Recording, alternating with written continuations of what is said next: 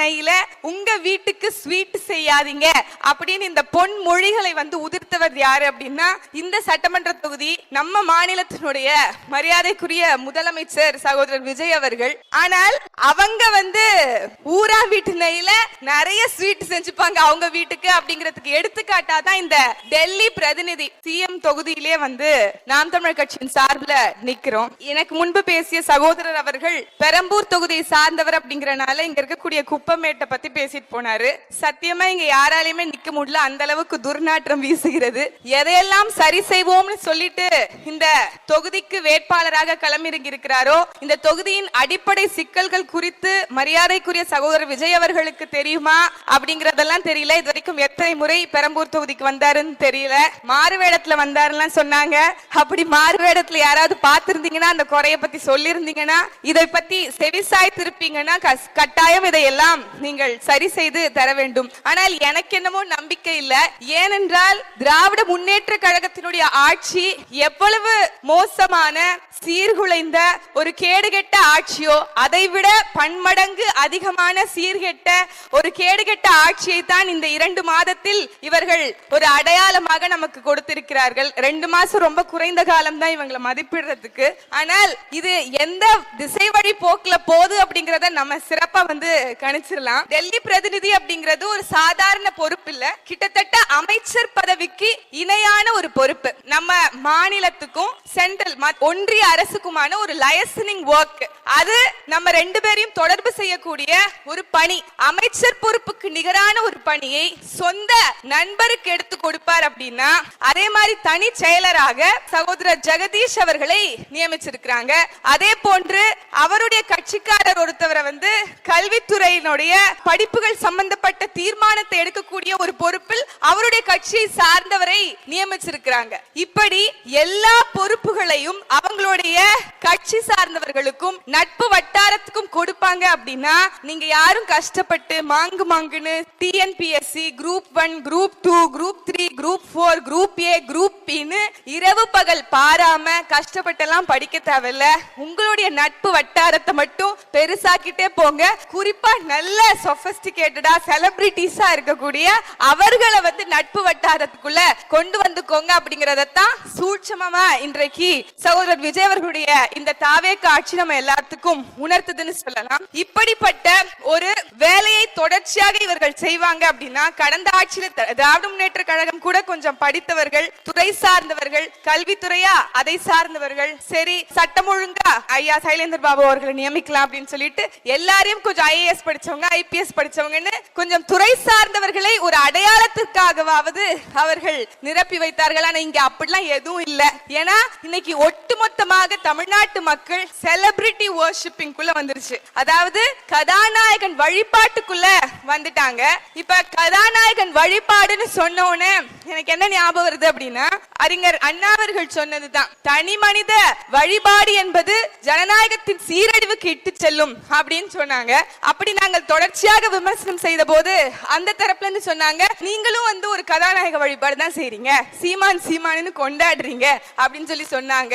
அவர்களுக்கு அண்ணன் தபு அவர்கள் சொன்னதைத்தான் உங்கள் எல்லோருக்கும் சொல்லணும்னு நினைக்கிறேன். நீங்க படப்பிடிப்பு கருவிகளுக்கு முன்னாடி சண்டையிடக்கூடிய ஒரு நாயகனை நாயகன் என்று சொல்வீர்கள் என்றால் படையை கட்டி ஆண்ட எங்கள் தலைவன் வழிவந்த என் தாய்மாமன் சீமானவர்கள் அவரிடம் சண்டை கற்று வந்தவரும் நாயகன் தான் என்பதை நான் குறிப்பிடுகிறேன். அன்பார்ந்த உறவுகளே, நீங்கள் ஒன்றை மட்டும் புரிந்து கொள்ளுங்கள், இவங்க கட்டாயம் மாற்று இல்ல. மாற்று அப்படின்னு சொல்லிட்டு வந்திருக்க ஒரு மிகப்பெரிய ஏமாற்று. உங்க எல்லாருக்கும் தெரியும், ஒரு பெரிய வாஷிங் மிஷின் வச்சிருக்காங்க.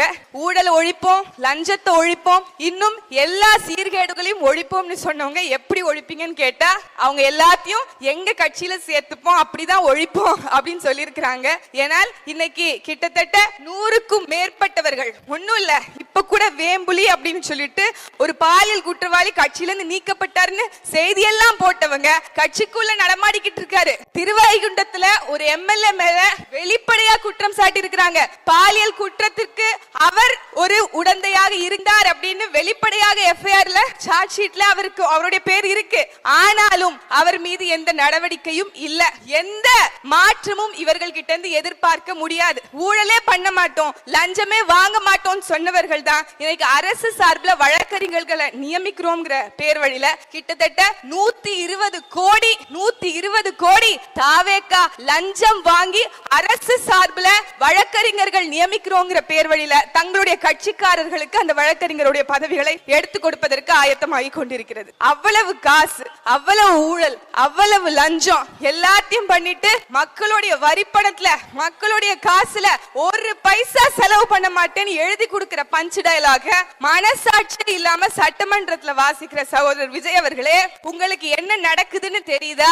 தயவு செய்து நீங்க தூக்கத்துல இருந்து எந்திரிக்கணும். அந்த எழுதி கொடுக்கிற ஸ்கிரிப்ட கொஞ்சம் ஓரமா வச்சுட்டு உண்மையாகவே தமிழ்நாட்டுல என்னெல்லாம் பிரச்சனைகள் நடக்குது, என்ன சிக்கல்கள் இருக்கு, இன்னைக்கு அவங்க என்னெல்லாம் சொல்லிட்டு வந்தாங்களோ அதற்கு அப்படியே முரணாக, அப்படியே எதிராக, நேர் எதிராக இன்றைக்கு ஒவ்வொன்றும் நடக்குது அப்படின்னா நீங்க ஸ்கிரிப்ட் பேப்பரை முதல்ல திரையில நடிக்கிறத நிப்பாட்டினேன்னு சொன்ன நீங்க சட்டமன்றத்திலும் மக்கள் மன்றத்துக்கு முன்னாடியும் நடிப்பதை நிப்பாட்ட வேண்டும். அப்போதுதான் நீங்கள் சுய நினைவுக்கு வருவீர்கள். இன்னும் சொல்ல போனால் நான் ஏற்கனவே குறிப்பிட்டது போல இங்க திமுகவை விட தாவேகா பல மடங்கு மோசடி ஆட்சியை கொடுத்து கொண்டிருக்கிறது.